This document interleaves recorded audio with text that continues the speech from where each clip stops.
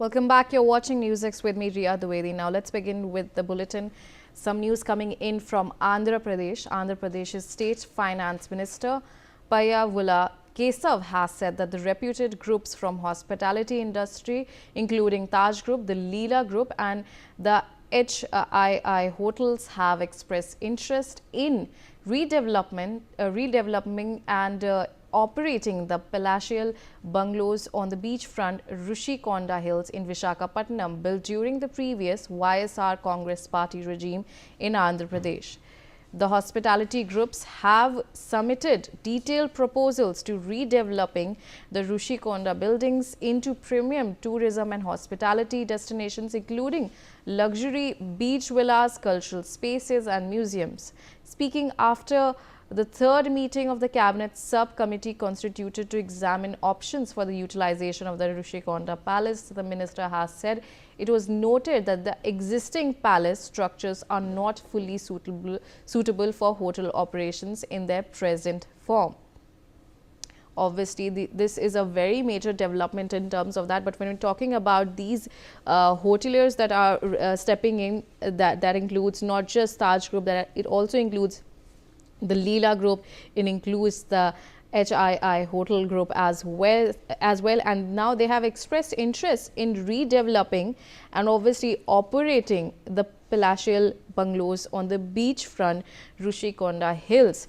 And obviously, when we talk about this, the importance of this, it's a significant portion is focused on the conversion of the site into a world-class tourism destination. It is also suggested that by opening the doors of the Rushikonda Palace to the general public or international travels, the state could benefit, generate substantial revenue, and obviously, but there's the environmental and legal scrutiny as well is there, because the history of this project is not without its share of controversies. Now joining me on the telecast is my colleague Naresh. Naresh, what exactly is this whole row all about when we're talking about the redevelopment of the Rushikonda Palace? It is something that has a lot of environmental concerns as well, especially when we're talking about highlighting the fact that Aravali was one of the things that was also very important, pertinent to the environmental reasons. Now another the thing to talk about is the Rushikonda Palace, because this project in itself has its share of controversies. Yes, first of all, we have to discuss about this controversy, what happened before, the past government YSRCP. YSRCP built this Rushikonda Palace is a luxury, the biggest palace in total in Andhra Pradesh, because it's built hundreds of crores of rupees to this achievement. Completely, we can say, while the progress is going on the past 5 years, the TDP opposes it because it's in a near of the Rushikonda, which is located at a hill. Totally, they are saying it's a illegal thing to destroy the hill area.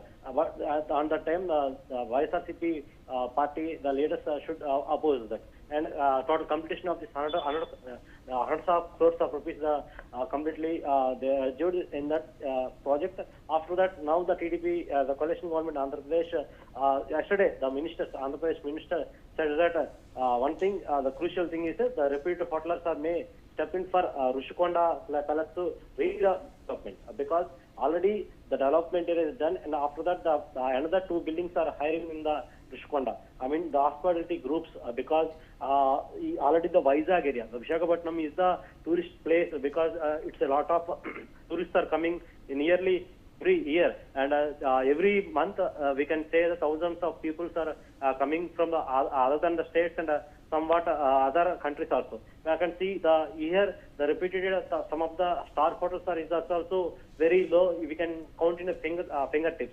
But now the Rushikonda Palace is being opened for the hospitality, then it will be a sign of for growing of Andhra Pradesh and Vizag. In this one, we can say this is the movement. All right, Naresh, stay on with me. I also have with me Yamini Sharma, BJP spokesperson, joining me on the telecast.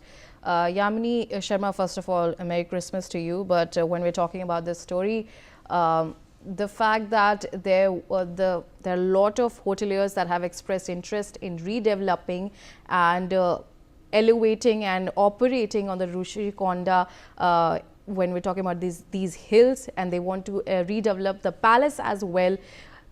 This comes, how do you maintain the balance between the environmental preservation as well as the fact that there should be a boost to the regional tourism, especially when we're talking about Visakhapatnam?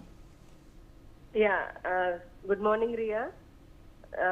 Before commenting on that, let me congratulate not only the people of Andhra Pradesh but also the people of our Bharat. Today it's a historic day for all of us, as our Chief Minister is inaugurating Atal Bihari Vajpayee's statue in Amaravati capital area.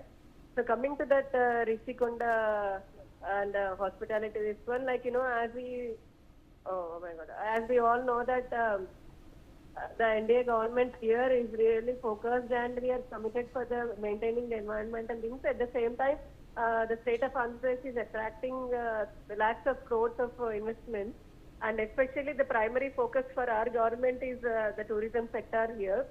So the earlier YSRCP government, Jagan Mohan Reddy, when he was the chief minister, he did this palace for him, for himself and for his own things, and spending more than 450 crores. However, our India government here is going to turn it into a good hospitality, like hotels and other opportunity, where definitely that will boost the economy and especially the local employment for Vizag. And maintaining regarding the maintaining this environmental things, we will follow the due process. So that is it, Riya. And also, Yamini Sharma, when we're talking about the financial implications and the revenue model that Riyaji, you have to excuse me. I'm in airport receiving this one. Shivraj Singh Chauhan, he is here. I'll just continue. All right. That was Yamini Sharma. But obviously, this is a very, there's a coastal landscape of Visakhapatnam is very important when we're talking about the Rushikonda Palace. And this structure has become a symbol of architectural ambition and political debate as well. Now, these decisions that are being taken, it talks about boosting tourism in Andhra Pradesh, as well as the state government want to transition through different administrative priorities as well. And the Visakhapatnam infrastructure, especially when we're talking about the palace, it has a lot of potential in terms of driving an economic revival. And there are a lot of stakeholders which are expressing interest in this, which includes the Taj Group and the Leela Group as well. And now the Finance Minister of Andhra Pradesh has also talked about this, that these hoteliers and these groups are expressing interest, and these groups have also submitted a detailed proposals to redevelop the Rushikonda buildings into a premium tourism and hospitality destination, which also includes not only luxury beach villas, it also includes cultural spaces as well and museums. And when we're talking about the statement that was made by the minister, he has said that, and he has noted that the existing palace structures currently are not fully suitable for the hotel operations in their present forms. And he has also said that there are suggestions to consider constructing additional buildings to make the project commercially viable. They shall hold another round of discussions, which will be held on December 28th, and the final proposals will be placed before the state cabinet for approval. And the subcommittee, which we're talking about, the cabinet subcommittee who's examining the options for the utilization of the palace, has agreed to move ahead with the hospitality driven model, provided it is financially viable and compliant with environmental and regulatory norms, because this is a very delicate region in terms of preserving the ecosystem of the Rushikonda Hills as well. And when we're talking about the finance minister as well, he has stated that international best practices in beachfront development, such as those followed in the Maldives and Puducherry, were also being discussed as reference models. And he also said that state governments was inclined to hand over the Rushikonda Palace for hospitality use. And he has also said, but some stakeholders have asked for an additional 9 acres of land beneath the hill for hotel development. But according to the coastal regulation zone norms, construction is prohibited on 7 of those 9 acres, leaving only 2 acres available for potential use. And now the committee has found that examining those regulations, that only construction up to 60,000 square feet is feasible on the hilltop. So obviously that's the development that we are getting to know. But more news coming in from Andhra Pradesh. As a Christmas gesture, the Andhra Pradesh